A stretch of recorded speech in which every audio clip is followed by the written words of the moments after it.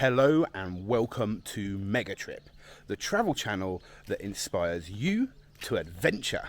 And this time you join me in Kakheti, wine country in Georgia, in Eastern Europe. Check this place out.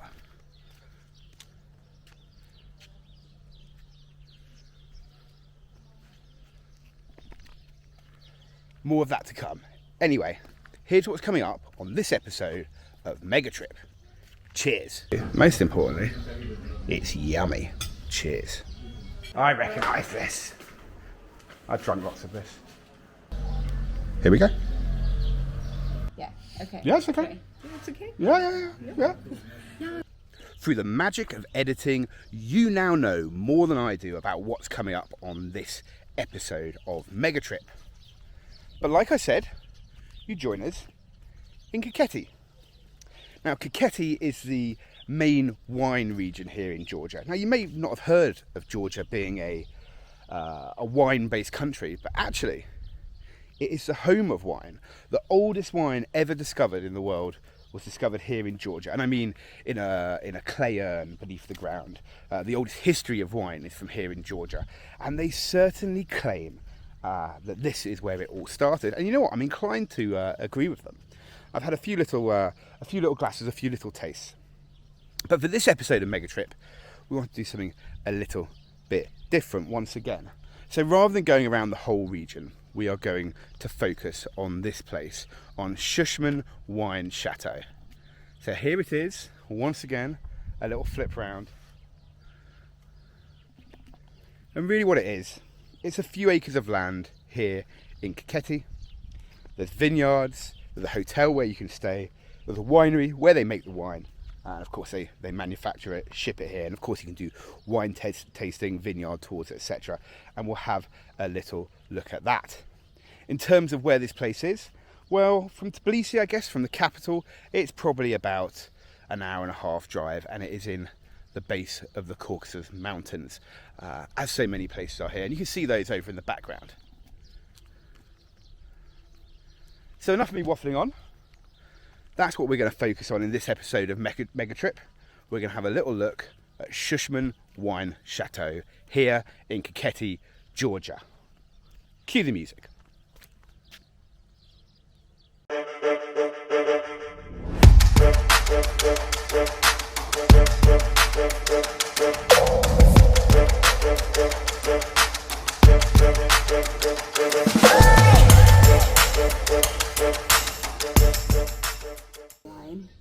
Drink the wine. So I'm becoming one with the wine here in Georgia. This is a Vino Terra. It's the brand they have. This is the traditional Georgian style. I'm sure all of you have cut in, or you'll have already seen some footage of Helena explaining something important about it. But what I can tell you is, one, is absolutely beautiful in terms of colour. I mean, check this amber hue out. You can tell why they call them amber wines. But two, most importantly, it's yummy. Cheers. Okay then, Mega Tripper. As you might have guessed, I am no wine expert. So best at this stage if we hand over to Helena from the Schuchmann Winery to tell us all about the winemaking process here in Georgia. And I'm sorry about the audio, but you get the idea. Nice to meet you. I'm Helena, and I would like to give you at first the introduction about our company and how we're producing the wines. And of course, after that, you have the opportunity to taste different samples to get a deeper impression about all that. So first of all, our company is called Schuchmann Wines Georgia. And that is because the founder of our company is Mr. Burkhard Schuchmann. So he's a German man, not a winemaker by profession. He worked as an engineer in the railway industry, but for his retirement he decided to open up a winery because he's a huge wine lover. And he decided for Georgia because Georgia is the homeland of wine with more than 8,000 years of history in traditional winemaking in Kravris. And he was impressed by the fact that the people are still practicing this way of making wine, even though there are much more modern ways right now to produce wine. So we opened in 2010 officially, but Mr. Schuchmann came much earlier just to figure out a nice location. So in general, we're located in Cajeti. Cajeti is the biggest wine growing area, but more than 70% of all the vineyards existing here in the eastern part of Georgia. The other 30% are in small wine areas. So all these reasons added up for him to open up the winery here. And now imagine the whole area with all the facilities is quite big. But in the very beginning, when he came the first time to this place, only this little traditional cellar existed before. It was owned and run by a local winemaker, but they used to produce small amounts of traditional wines only. And since he liked the idea of producing traditional wine, we kept it. We just added up more wine cellars. Built around it. Yeah, our pots and the modern wine production and our nice hotel. So in total, in terms of wine production, we're producing 1.5 million bottles of wine a year. So we're a medium-sized company in this wine area with a share of 20% Georgian traditional style, 80% is the modern way, classical style, European style as we call it here. The clothes are made out of clay. They're placed underground to profit from the natural cool temperature. And the material is clay. In this case, it's a quite big quality. It can hold up to 3,000 liters. So it's more than 2 meters deep. So we can showcase that. No, we can't. Go on in, get. But actually, you're right, because the first step before we actually can produce wine, we have to clean them. And for the cleaning, a person goes You have to go inside. down there. Right.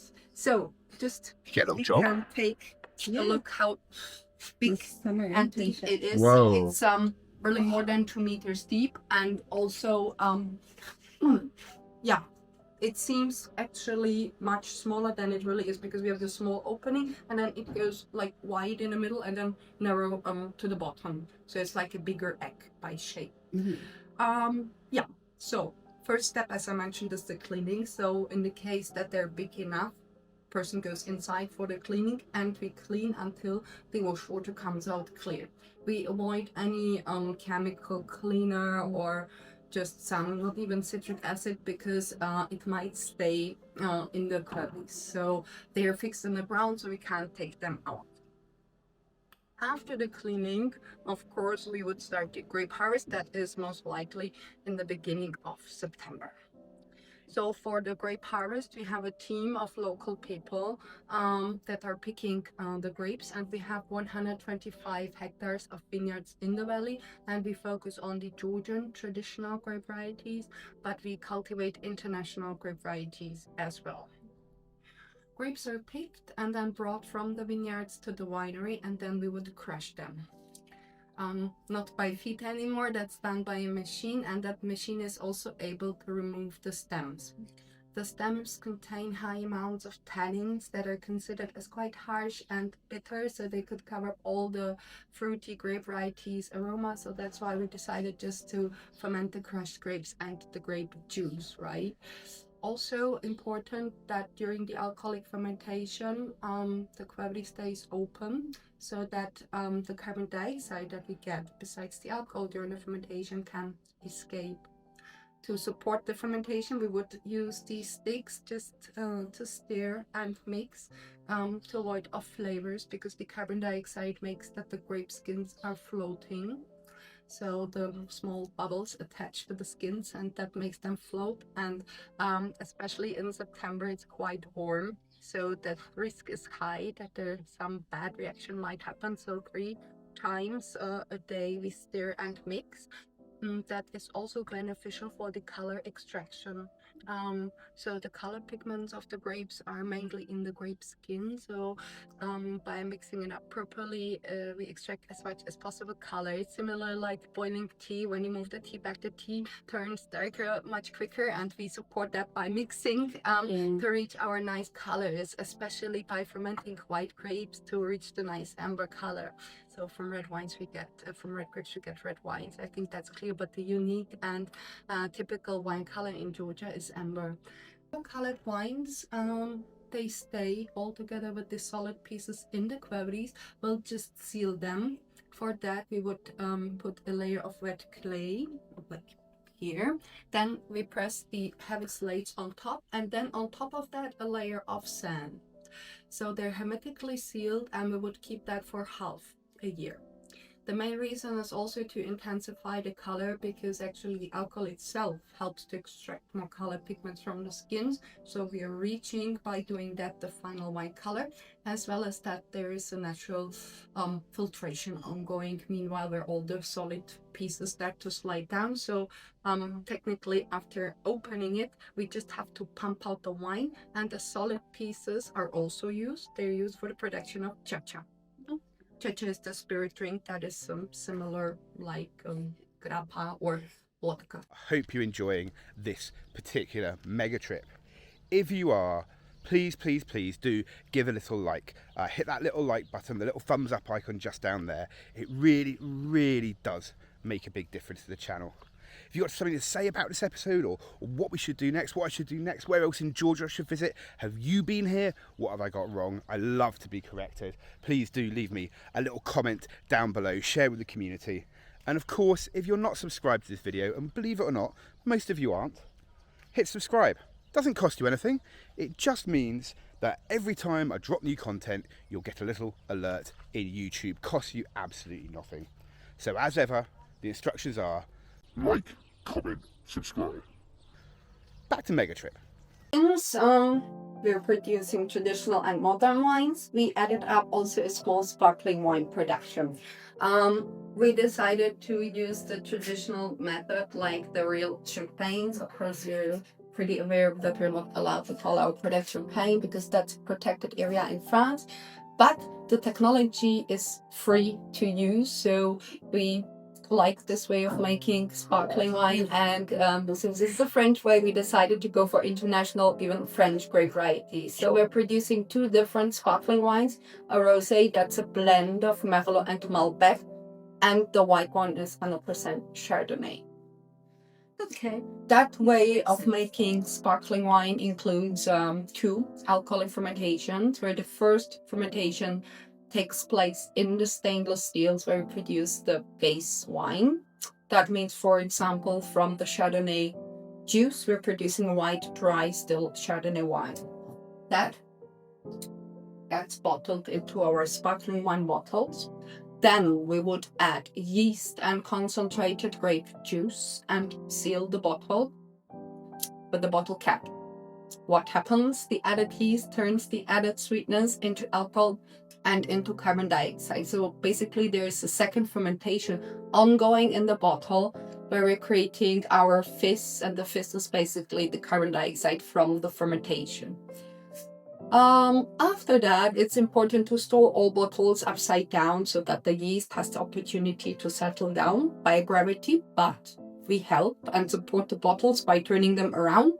There's even a special turning cycle, so it's 21 days, each day a quarter round, just to guarantee that the yeast is equally settled down and collected here. Anyways, the bottles have to be kept for this like 9 months. And after that, we would remove the yeast by freezing. So we have a special freezer. We put the bottles in the freezer, and we would just freeze the bottle top. By doing that, the yeast is freezing on the inside of the cap. The sparkling wine itself, it doesn't freeze because it has alcohol. Then it's time to open the bottle. So also in this upside down position, we would open the bottle because of the pressure from the inside.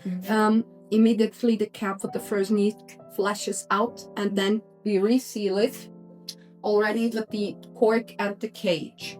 In our case, without adding any sweetness, so it's completely dry. In terms of sparkling wine, we call it brut, or as they say here, brut. Yeah. With my size of winemaking. Yeah, that's the modern cellar, or as we call here, European cellar. That's just because this way of making wine was invented in Europe, and brought to Georgia the first time from Europe. So therefore it's a little bit misleading to call it European style, because in fact it's the worldwide standard in the wine industry. But still they call it like that. And it's a nice way to produce huge amounts of wine in a compared short time and controlled way.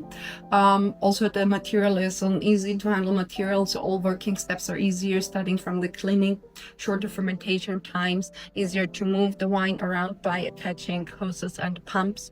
And since we have this more technical equipment, the technology is also different, especially when it comes to white wine. So since they invented and constructed the wine press, the people started to press the white grapes, and that's why we're only fermenting the white grape juice here. That's the reason why the white wines are light by color and much more of a fresh and fruity character and structure, because also here we don't have contact to air and oxygen during the alcoholic fermentation. It's an airtight environment, and that helps to maintain the grape varieties' natural aromas or original aromas without oxidation, unlike to the quavis when they're open.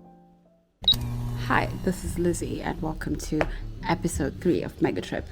Today we are in. They don't have episode numbers, don't they? Doesn't matter. I don't know how to recenter this. Now we did a tasting. Thank you. Yes, you're welcome. Wine tasting, yeah. So now let's go taste some of this.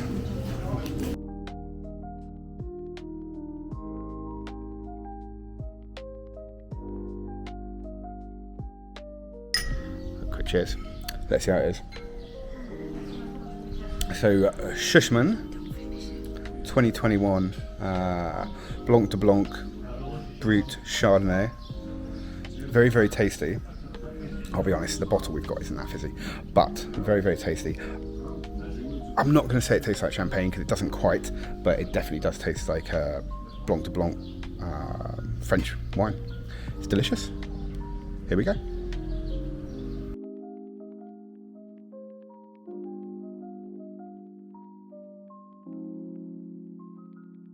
One with the wine here in Georgia. This is a Vino Terra. It's the brand they have. This is the traditional Georgian style. I'm sure all of you have cut in, or you'll have already seen some footage of Helena explaining something important about it. But what I can tell you is, one, is absolutely beautiful in terms of colour. I mean, check this amber hue out. You can tell why they call them amber wines. But two, most importantly, it's yummy. Cheers. Okay then, Mega Tripper, that is it from our time here at the Schuchmann Wine Chateau, founded by our German friend Mr. Schuchmann, here in Kakheti, in wine country, in the beautiful, beautiful country of Georgia. If you've liked what you've seen, please do give a little thumbs up. If you've got anything to say, did we get anything right, anything wrong, do leave a comment down below. If you want to say thanks to the staff here at Schuchmann, do that too. And of course, if you're not subscribed, please do make sure you are subscribed to Megatrip. To sum up, is Kakheti worth a visit? Absolutely. Could you go to the same place we have here at Schuchmann? Yes, you could, but there's loads of places like this around here, loads of chateaus. It's a real vina culture around here, a real wine culture around here, in absolutely beautiful countryside, all overlooked by the Caucasus Mountains out there. Stunning. So, my tip to you, get yourself out here, have an adventure, throw some stuff in a bag. It's not wildly expensive, certainly compared to European prices. Sometimes things are a little bit rough and ready, but that's it for our time in Kakheti. About to jump in the car and head off to our next destination on this Georgian adventure. So join us for that next time here on Megatrip.